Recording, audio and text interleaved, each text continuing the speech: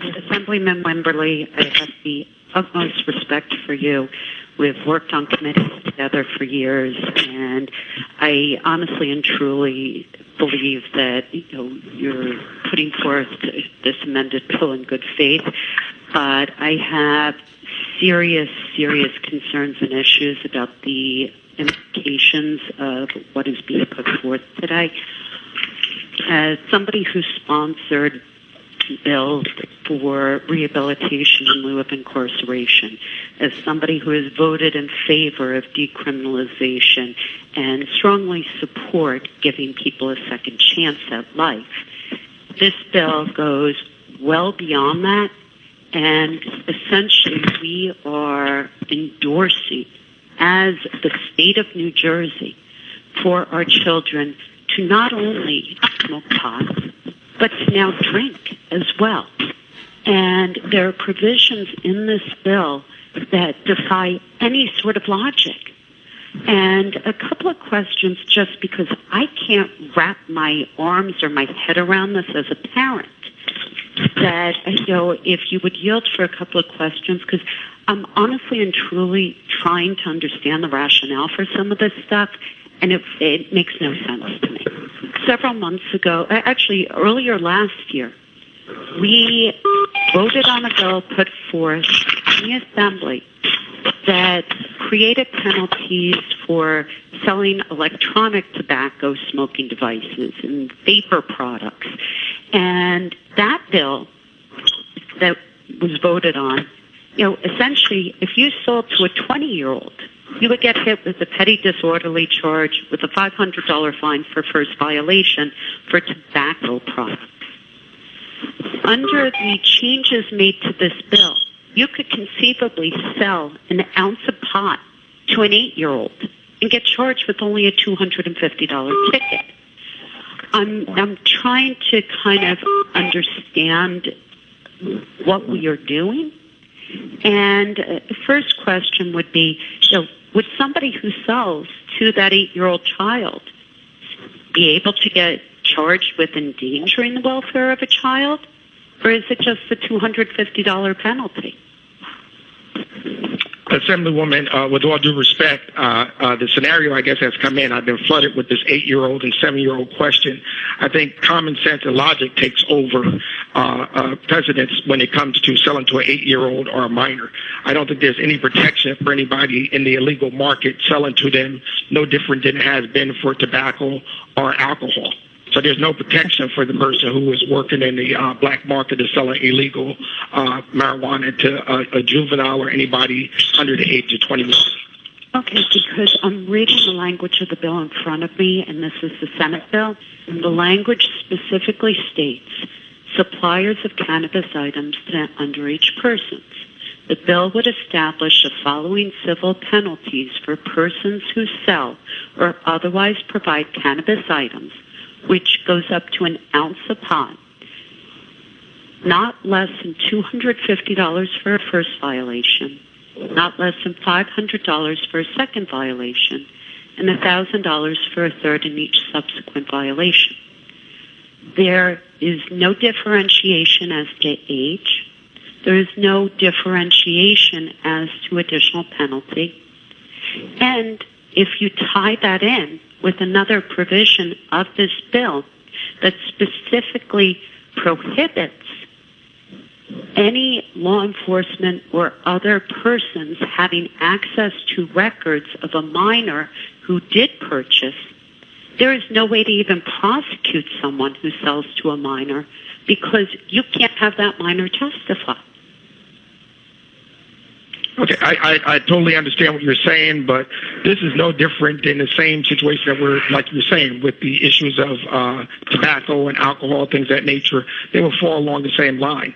And this, I think the record will show that I don't think there is an issue, not just in New Jersey, nationwide, with selling to somebody 8 years old. To minors in particular, like I said, the reason is because of the rates of who's being prosecuted and who's being arrested during these cases is more of the issue. So it is your position that somebody who sells to an 8-year-old could still be prosecuted with endangering the welfare of a child? Yes.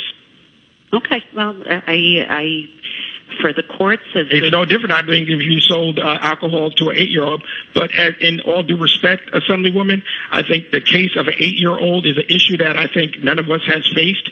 I think you're talking about on the black market of who's using drugs or where it's coming from. I don't think that's been an issue that in any of the research we've done has been a major issue. Let's say an 11-year-old instead of an 8-year-old. And it's the same. I think the same thing applies when you talk about tobacco. I don't think we've had that issue.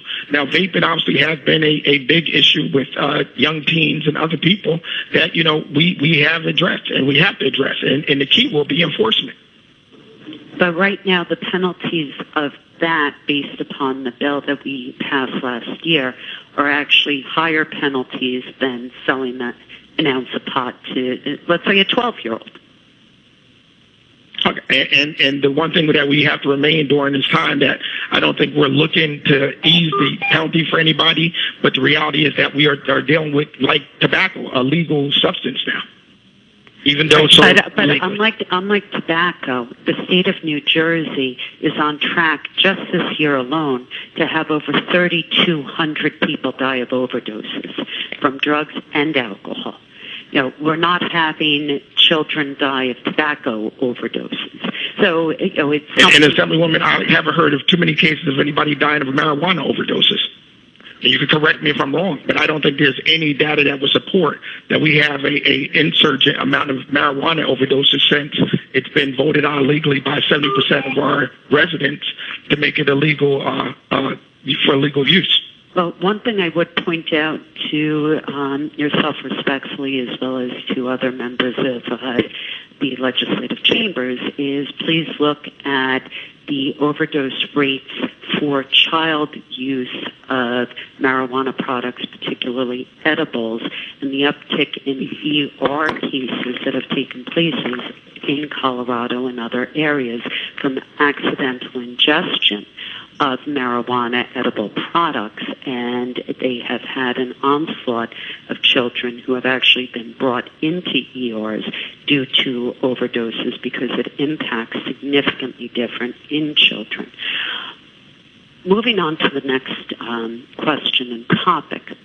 As a parent, I cannot understand the logic or lack thereof of not allowing a police officer and essentially prohibiting a police officer from being able to notify a parent if a minor, and I'm not talking kids 18 to 21 who are at college, that's a discussion for a whole different day, and essentially with what we're doing, we might as well just lower the legal limits to 18 for everybody for alcohol and marijuana, because essentially we're taking out the illegality of it for people over that age.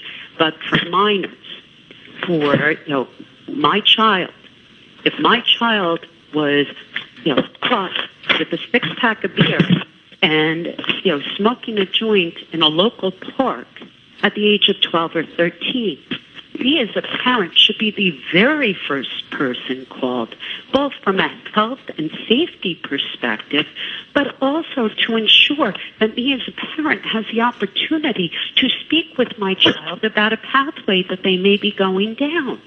And there is absolutely nothing that I can see as to why we would want to encourage that not to take place, and in fact prohibit it from taking place until there's a second offense.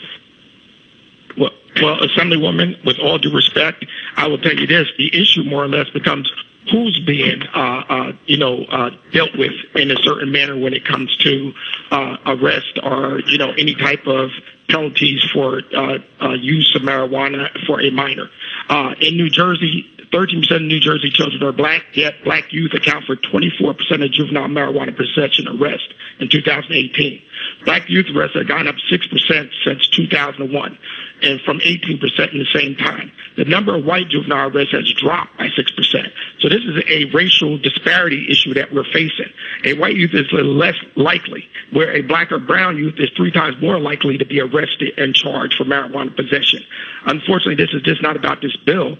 This deals with the whole structural racism and the lack of sensitivity when it comes to arresting our youth and our young people of black and brown colors. That's the issue, the bigger issue. I'm not talking about arrests.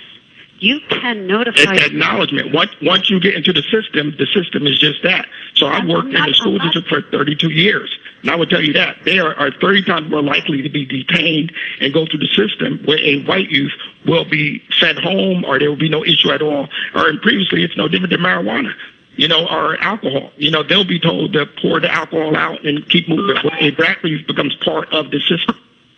I'm not saying that the black youth should be arrested. I'm not even saying that a child should be arrested. I am saying we are prohibiting police from calling the parents and letting the parents know what took place. And that impacts black and brown youth.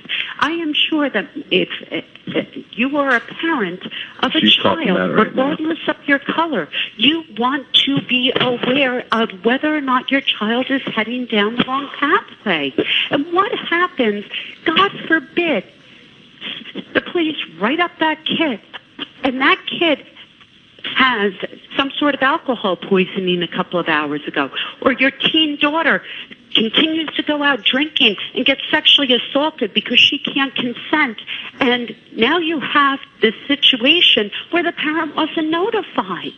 There's one thing in trying to have racial justice and not disparity in arrests. It's a whole other thing in creating a culture for our children that essentially is giving them passes to go engage in bad behavior. I still don't understand why parents won't be notified. Why there is a prohibition on parents being notified about a minor child. If a car with teenagers gets pulled over and an officer approaches, the car smells of booze or pot, do they have any ability to investigate further? Yes, the smell of cannabis is strong and lingering. An officer cannot determine if a person is actively consuming or not. If a person is actively consuming a possession in the public, the officer can confiscate what is visible, but the bill does prohibit further searching of the person without probable cause and another offense taking place or could reasonably take place. So the odor of marijuana does not cause any trigger for underage kids in a vehicle to be further investigated. No, it does not. An underage kid could have come from an area that was smoking marijuana in tight confines, and now they're in a car, they have no marijuana, and now they're being searched. Now they're being taken downtown. No. But if there's reasonable doubt to confiscate visible, and it's visible, then yes. So it would have to be in plain sight and underage kids driving in a vehicle. The police would have no ability to further investigate to ensure that they are driving properly or anything else. The officer can confiscate what is visible. Okay. I have no further questions. This is just a statement. Okay. This bill is surreal. I agree that we need to ensure better ways for our black and brown youth. This bill, I think, is just going to drag all of our youth, regardless of color, into the gutter. And I am a firm no on this. And I would ask any of my colleagues on the other side of the aisle to think long and hard about what we are doing to our children and putting this forward. Thank you.